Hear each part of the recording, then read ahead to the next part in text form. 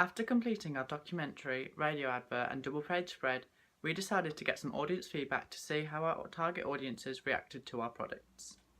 We conducted a questionnaire featuring open and closed questions for each of the products, which we gave out to the primary audience of teenagers and young adults, and a secondary audience of adults. We asked them to complete these questionnaires whilst viewing our products in a focus group scenario. The purpose of asking both audiences was to see if there are any key similarities and differences in their answers, as well as to see how successful our products were in creating a brand image. One never knows when the homosexual is about. When we asked our primary audience what they would rate our film in terms of enjoyableness on a scale of 1 to 10, 1 being extremely low and 10 being high, 100% rated our piece 8 or above. It is necessary that the audience enjoy watching the documentary, as otherwise they will become bored and disengaged and not want to watch the rest of the piece.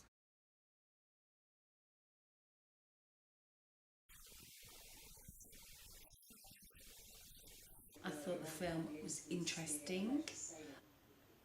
I did enjoy the documentary. It did keep me entertained and informed. Yes, I do. I thought it was eye-catching and it held your attention. It was good to see the traffic flow of students, and I also liked the busy feet, the footfall throughout the college. I was very surprised at how little knowledge the students had about this matter, and that they couldn't really identify anybody in the media as anybody being LGBT.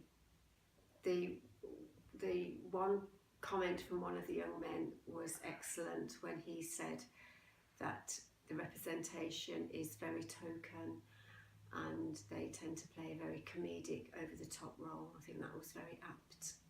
Similarly, 100% of this audience answered that they think our products link together effectively.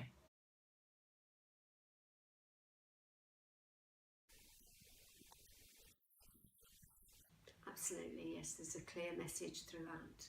I'd say that all three things linked very well together and it was enjoyable to watch. I liked how the music linked through from the radio through to the documentary.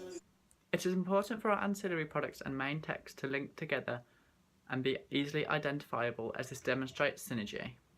Synergy is the interaction of two or more forces working together, creating a greater effect than the sum of the individual effort. The results from these questions alone, linking to Stuart Hall's reception theory, demonstrate that our primary audience had a preferred reading of our pieces.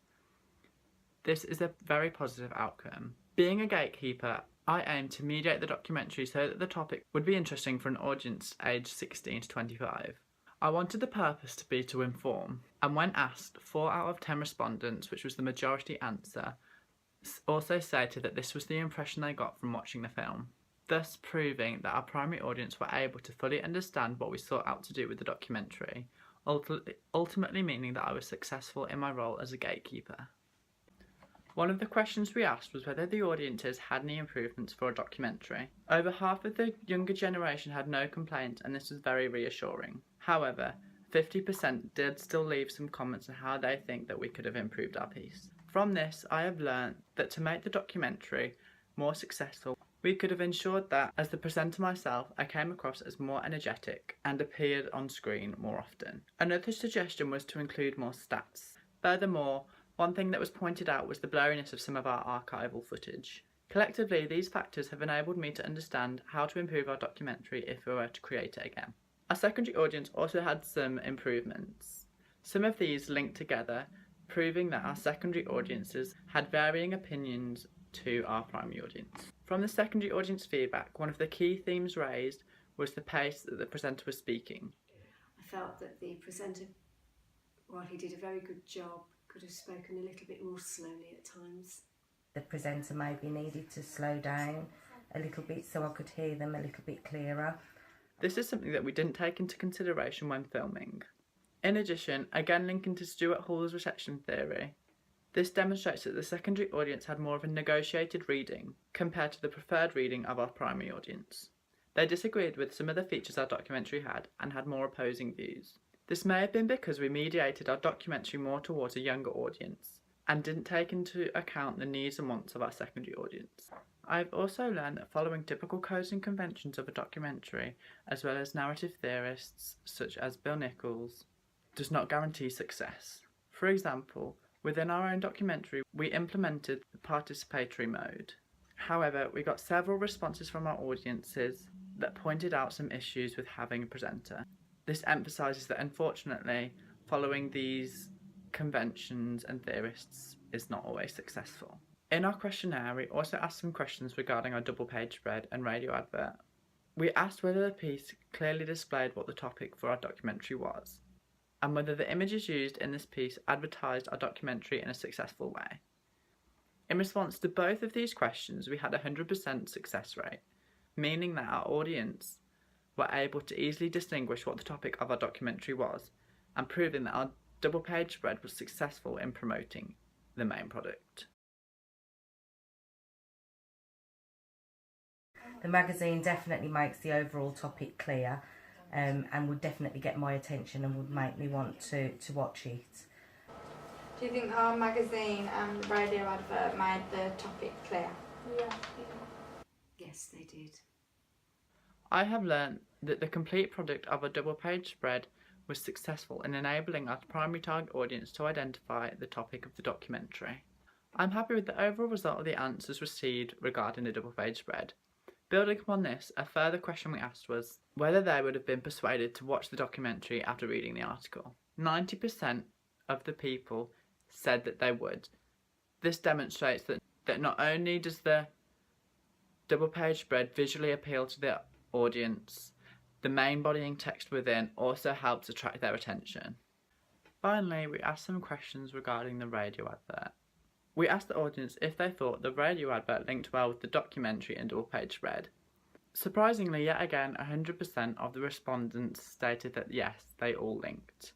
We also asked them to provide a short description on how the products linked. In some of the questionnaires, this part was left blank, but from the ones that did answer, there was a recurring theme. They noticed the background music used in the documentary was also used in the radio advert, as well as some of the clips from the documentary itself. This allowed the audience to identify that our products were linked, as there were some similarities between them. To reinforce the consistency across our pieces, we repeated the question used in the double page spread questionnaire. This was whether they thought the topic was made clear. I was pleased to find out when collating the results that 100% of the audiences said that yes, the radio advert did make the topic clear. This therefore proves that our radio advert was successful in targeting a younger audience through the use of codes and conventions.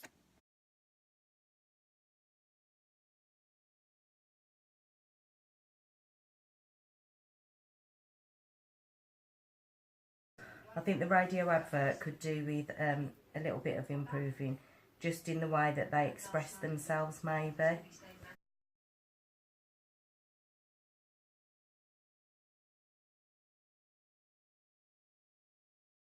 In conclusion, by following the codes and conventions of each separate product, I have been able to produce a successful radio advert, double page spread and documentary. Although we could have made our products more unique by trying to subvert these conventions so that we would meet the needs and wants of both audiences. However, I believe conducting extensive audience feedback has been very purposeful in the sense that I'm able to learn from my mistakes in future products.